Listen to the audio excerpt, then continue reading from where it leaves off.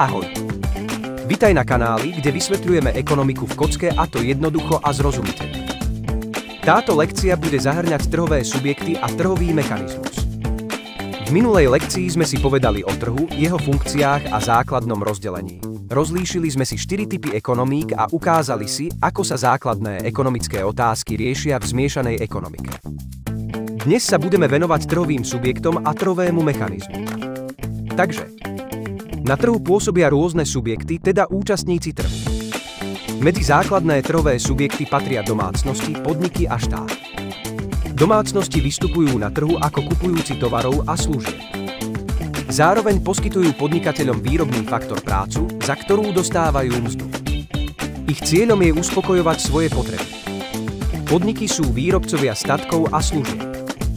Nakupujú výrobné faktory, ako je práca, pôda alebo kapitál, a premieňajú ich na tovary a služby, ktoré ponúkajú domácnostiam a štátu. Štát vstupuje na trh ako regulátor, ale aj ako spotrebiteľ a výrobca. Nakupuje tovary a služby pre verejný sektor, zabezpečuje školstvo, zdravotníctvo či obranu. Reguluje hospodárske vzťahy a predáva štátne cenné papiere. Vzťahy medzi domácnosťami, podnikmi a štátom sa spájajú do celku, ktorý nazývame trhový mechanizmus. Je to spôsob, akým sa prostredníctvom trhu riešia základné ekonomické otázky. Predstavuje vzájomné vzťahy medzi predávajúcimi a kupujúcimi. Trhový mechanizmus funguje na princípe vzájomného pôsobenia tvorby ponuky, dopytu a ceny. Dopyt predstavuje množstvo tovaru alebo služby, ktoré sú kupujúci ochotní kúpiť pri určitej cene. Vyjadruje vzťah medzi cenou a požadovaným množstvom. Platí zákon klesajúceho dopytu, čím je cena vyššia, tým je záujem o kúpu menší. A naopak, nižšia cena vedie k vyššiemu dopytu. Tento vzťah znázorňuje krivka dopytu, má klesajúci tvar zľava doprava. To znamená, že pri vyššej cene sa kupuje menej tovaru a pri nižšej cene viac. Predstavme si čokoládu, keď stojí 1 euro, veľa ľudí si ju kúpi. Ak by cena stúpla na 3 eurá, záujem o kúpu by bol oveľa menší. Krivka dopytu vyjadruje správanie kupujúcich. Na veľkosť dopytu nepôsobí len samotná cena, ale aj viacero ďalších faktorov. Príjmy obyvateľstva. Ak ľudia zarábajú viac, môžu si dovoliť kupovať viac tovarov a služieb. Pri nižších príjmoch dopyt klesá. Ceny príbuzných tovarov. Ak zlacnie náhradný produkt, napríklad maslo namiesto margarínu, dopyt po margaríne klesne. Naopak, ak zlacnie doplnkový tovar, napríklad káva, môže stúpnuť dopyt po cukre. Móda a preferencie. Dopyt sa mení aj podľa vkusu ľudí, trendov a reklamy. Očakávania spotrebiteľov. Ak ľudia očakávajú, že ceny porastú, nakúpia viac už dnes. Ak naopak očakávajú zlacnenie, s nákupom počkajú. Rozlišujeme aj dva druhy dopytu, reálny a potenciálny.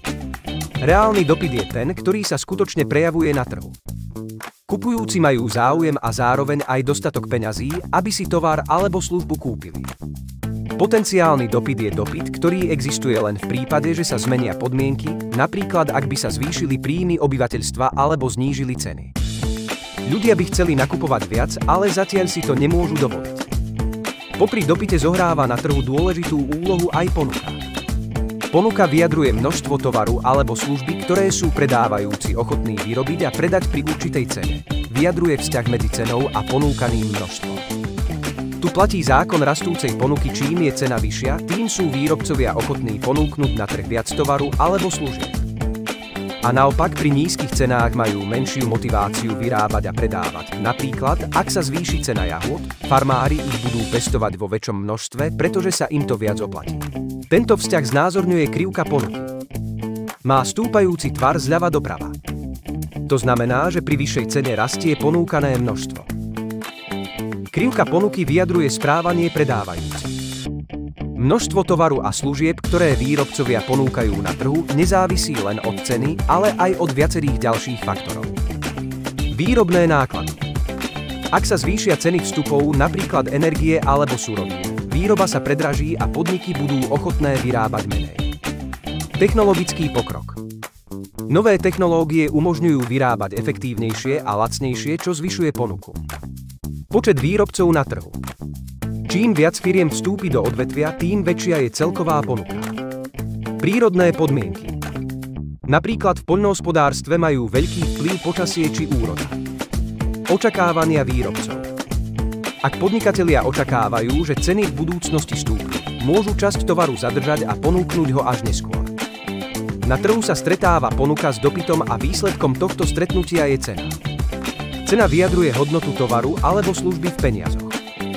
Cena plní v ekonomike viacero dôležitých funkcií. Informačná funkcia. Cena poskytuje informácie kupujúcim aj predávajúcim. Kupujúci podľa nej vedia, koľko musia zaplatiť a predávajúci, za akú sumu môžu svoj tovar predať. Motivačná funkcia. Cena motivuje výrobcov aj spotrebiteľov. Vysoké ceny povzbudzujú výrobcov vyrábať viac, nízke ceny zas lákajú spotrebiteľov k väčším nákupom. Rozdeľovacia funkcia. Cena rozhoduje o tom, kto si môže tovar alebo službu dovoliť. Rozdeľuje teda statky medzi jednotlivé skupiny obyvateľstva podľa ich kúpnej sily. Na trhu sa ponuka a dopyt neustále stretávajú a vzájomne ovplyvňujú. Keď sa množstvo, ktoré sú predávajúci ochotní ponúknuť, rovná množstvu, ktoré chcú kupujúci kúpiť, hovoríme o trhovej rovnováhe. Cena, pri ktorej sa toto množstvo rovná, sa nazýva rovnovážna cena. Bod, v ktorom sa stretáva krivka ponuky s krivkou dopytu, sa označuje ako bod ekvilibrium. V bode rovnováhy nie je ani nadbytok tovaru, ani jeho nedostatok, trh je vyrovnaný a všetci účastníci sú spokojní. Ak sa ponúkané množstvo tovaru nerovná požadovanému množstvu tovaru, nastáva trhová nerovnováha. V takýchto situáciách môžu vzniknúť dve hlavné situácie. Ponúkané množstvo je väčšie ako požadované množstvo. V tomto prípade je trhová cena vysoko a výrobcovia veľa vyrábajú, spotrebitelia ale kupujú za vysokú cenu málo tovaru. Na trhu preto vzniká prebytok tovaru. Ak chcú výrobcovia predať vyrobený tovar, musia znížiť cenu. Niektorí výrobcovia prestanú za nižšiu cenu výrobok vyrábať, lebo neprináša zisk, tým sa zníži ponúkané množstvo. Ponúkané množstvo je menšie ako požadované množstvo. V tomto prípade je trhová cena nízka, spotrebitelia chcú kupovať veľa, ale výrobcovia nemajú o výrobu tovaru za nízku cenu záujem. Na trhu vznikne nedostatok tovaru, preto sa zvýši jeho cena. Vyššia cena zabezpečí výrobcom vyššie zisky. Vzrastie ponúkané množstvo. Trhová cena je cena, ktorá momentálne platí na trhu a môže byť vyššia alebo nižšia ako rovnovážna cena. Trhová nerovnováha vytvára tlak na zmenu ceny. Predávajúci a kupujúci sa nakoniec posúvajú k rovnováhe, kde sa prebytok ani nedostatok už nevyskytuje. Na trhu sa firmy neustále stretávajú v súťaži o kupujúcich. Ak sa na trhu stretnú predávajúci rovnakého alebo podobného tovaru, musia vynaložiť väčšie úsilie na získanie zákazníkov. Hovoríme, že si navzájom konkurujú. Trhová konkurencia teda predstavuje súťaž, v ktorej sa stretávajú rôzne trhové subjekty, každý z nich má rôzne ekonomické záujmy a chce získať nejakú výhodu. Na dosiahnutie svojich záujmov využívajú predávajúci a kupujúci rôzne prostriedky. Poznáme rôzne druhy konkurencie. Konkurencia medzi dopytom a ponukou. Ide o celkový súboj medzi kupujúcimi a predávajúcimi, kto získa väčšie množstvo tovaru za výhodnú cenu. Je to základný princíp trhu, kde sa formuje cena a množstvo predávaného tovaru. Konkurencia na strane dopytu. Súťažia kupujúci medzi sebou o obmedzené množstvo tovaru. Čím viac ľudí chce kúpiť rovnaký tovar, tým môže cena stúpať. Konkurencia na strane ponuky. Súťažia predávajúci medzi sebou, kto poskytne lepší tovar, služby alebo cenu. Tento typ konkurencie motivuje firmy zlepšovať kvalitu a efektívnosť. Cenová konkurencia. Firmy sa snažia prilákať zákazníkov najmenšou cenou. Toto je typické napríklad v supermarketoch alebo online obchodoch. Necenová konkurencia súťaž sa odohráva nielen cenou, ale aj kvalitou, značkou, reklamou, dizajnom či pridanou hodnotou produktu. Ale teraz si odýchnime od všetkých pojmov, tabuliek a rozdelení a v nasledujúcej časti si zastavte video a skúste vylúštiť tajničku, označuje jeden z činiteľov trhu. Odpoveď napíšte do komentára. A týmto sa naša 6. lekcia končí. Dnes sme si povedali, že na trhu pôsobia domácnosti, podniky a štát a ich vzájomné pôsobenie tvorí trhový mechanizmus. Základom trhu sú dopyt, ponuka a cena, ktoré určujú, čo sa vyrába, koľko a pre koho. Ukázali sme si zákon klesajúceho dopytu, zákon rastúcej ponuky, trhovú rovnováhu, funkcie ceny a dôsledky jej odchýlok. Na záver sme hovorili o konkurencii a jej druhoch.